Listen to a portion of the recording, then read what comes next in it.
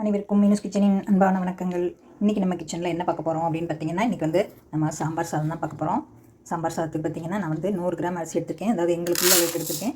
இந்த ஆளாக்கு பார்த்திங்கன்னா அரை ஆளாக்கு இதில் 100 கிராம் அரிசி பச்சரிசி எடுத்துருக்கேன். இதுக்கு 50 கிராம் துவரம்பருப்பு, அதாவது இதில் பாதி 100 கிராம் பச்சரிசி 50 கிராம் துவரம்பருப்பு.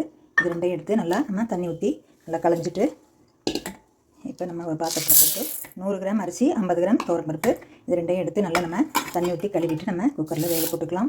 அப்புறம் இது பார்த்திங்கன்னா வறுத்து அரைக்கிறதுக்கு நான் 5 காஞ்ச மிளகா, 2 ஸ்பூன் மல்லி, 1 ஸ்பூன் கடலைப்பருப்பு, ஒரு சின்ன துண்டு பெருங்காயம், 1 ஸ்பூன் உளுந்தம்பருப்பு. இதை வந்து நம்ம நல்லா வானிலையில் போட்டு ட்ரை ரோஸ்ட்டாக பண்ணிவிட்டு நல்லா பவுட்ரு பண்ணிக்குவோம். இதுக்கு வந்து காய்கறி பார்த்திங்கன்னா கத்திரிக்காய், நான் வந்து அரசாணிக்காய், அது பரங்கிக்காய், முருங்கைக்காய், அவரைக்காய், கேரட்டு, பீன்ஸு, என்கிட்ட இருக்க காய் கொஞ்சம் எடுத்து வச்சுருக்கேன். நான் கொஞ்சம் தான் பண்ணுறேன், அதனால் இருக்க காய் போட்டிருக்கேன்.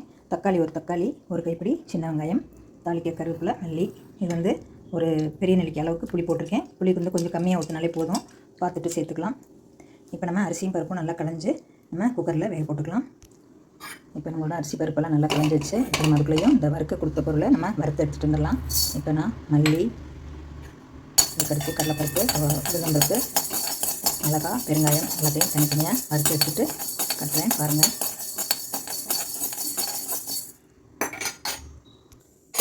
நான் உளுந்தும் பெருங்காயம் போட்டுருக்கேன். ரெண்டையும் கொஞ்சம் நல்லா செவக்க வறுத்து எடுத்துக்குவோம். 1 ஸ்பூன் தான் சேர்த்துருக்கேன்.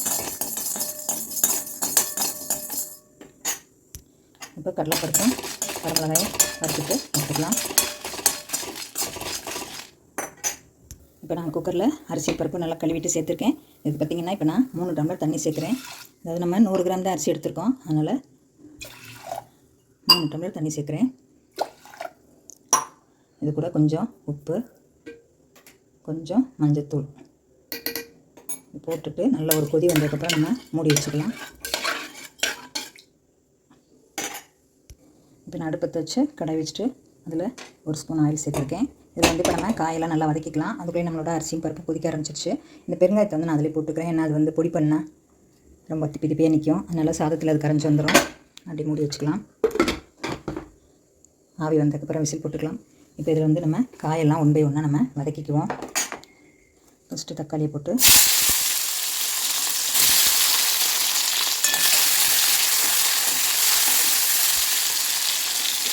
போட்டுக்குவோம். வெங்காயம், சின்ன வெங்காயம் சேர்க்கும்போது நல்ல வாசமாக இருக்கும். சில பேர் வெங்காயம் போட மாட்டாங்க. காயெல்லாம் நல்லா அப்படியே எண்ணெயிலே நல்லா வதங்கட்டும். அதுக்குள்ளே இதை வந்து நம்ம வறுத்து பொடி பண்ணிக்கலாம். இல்லை தண்ணி ஊற்றி கூட நான் அரைச்சிட்டு வந்துட போகிறேன். இப்போ மசாலா மாதிரி அரைச்சிட்டு வந்துடலாம். அதை குழம்புல தானே சேர்க்க போகிறோம், அதனால் தண்ணி ஊற்றி அரைச்சிட்டு வந்துடுறேன். இப்போ இது வந்து காய் எல்லாத்தையும் நம்ம இந்த ஒன்றா சேர்த்துக்கலாம். எல்லாமே உங்கள்கிட்ட இருக்க காய் போட்டுக்கோங்க. நான் பீன்ஸு, கேரட்டு, அவரைக்காய், முருங்கைக்காய் எல்லாமே போட்டுருக்கேன்.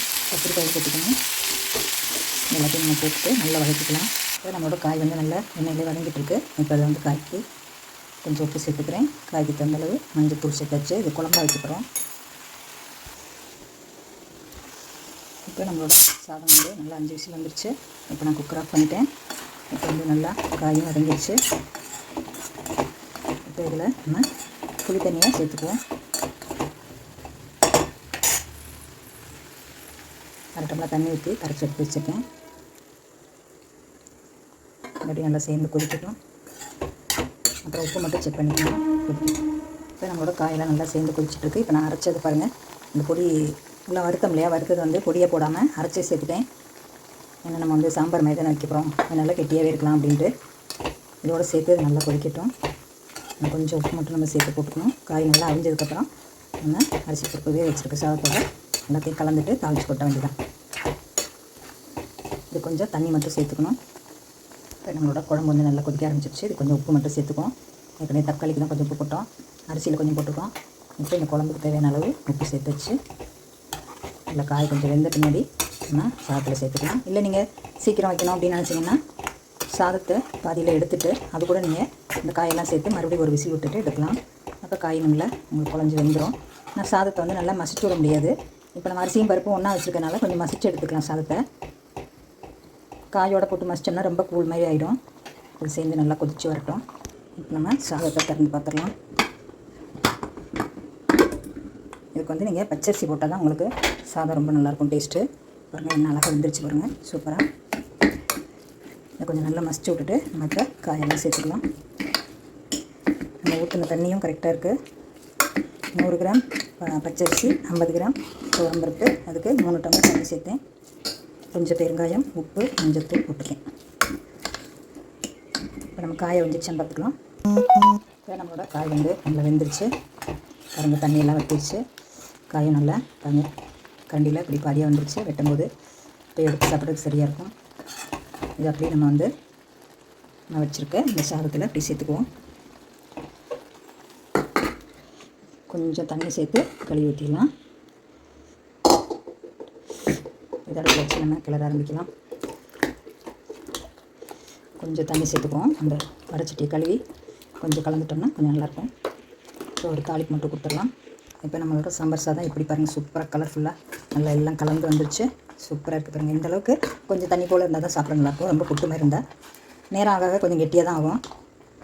இப்போ நம்ம தாளிச்சிக்கலாம். இப்போ பாருங்கள் ஃப்ரெண்ட்ஸ், நான் வந்து ஒரு 2 ஸ்பூன் நெய் சேர்த்துருக்கேன். 2 ஸ்பூன் நெய்யும் கொஞ்சம் 2 கரண்டி எண்ணெயும் சேர்த்துருக்கேன். இப்போ நான் தாளிக்கிறதுக்கு கடுகு, உளுந்தம்பருப்பு, ஒரு சும்மா 10 போல் வெந்தயம் எடுத்திருக்கேன். கொஞ்சம் முந்திரி,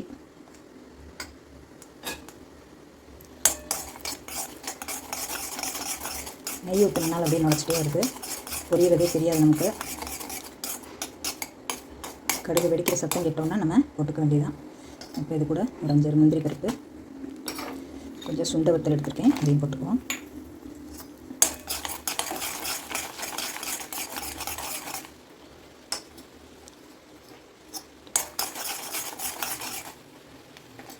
இப்போ மல்லி, கருவேப்பிலை சேர்த்துருக்கேன். அது கூட கொஞ்சம் 4 மோர் மிளகாயும் சேர்த்துருக்கேன். அது ஆல்ரெடி வறுத்த மோர் மிளகா தான், அதனால் சேர்த்துட்டோம். அது எப்படி நம்ம தாளிப்பாயில் கொட்டிடலாம். இப்போ நம்மளோட சூப்பரான கலர்ஃபுல் சாம்பார் சாதம் ரெடி ஆகிடுச்சு பாருங்கள். சூப்பராக எம்மியாக இருக்குது, சாப்பிடவே சூப்பராக இருக்கும். இதை இப்போ நம்ம பவுலில் மாற்றிக்கலாம். இப்போ நம்மளோட சூப்பரான சாம்பார் சாதம் அருமையாக ரெடி ஆகிடுச்சு. சூப்பராக இருக்குது. வத்தலோ பழமோ வச்சுட்டு சாப்பிட்டோம்னா ரொம்ப எம்மியாக இருக்கும். சூப்பரான நம்மளோட சாதம், சாம்பார் சாதம் அருமையாக ரெடி ஆகிடுச்சு. நீங்களும் இது போல் செஞ்சு பாருங்கள். இந்த காயெல்லாம் கரெக்டான அளவில், ரொம்பவும் குழையாமல் அந்த மாதிரி.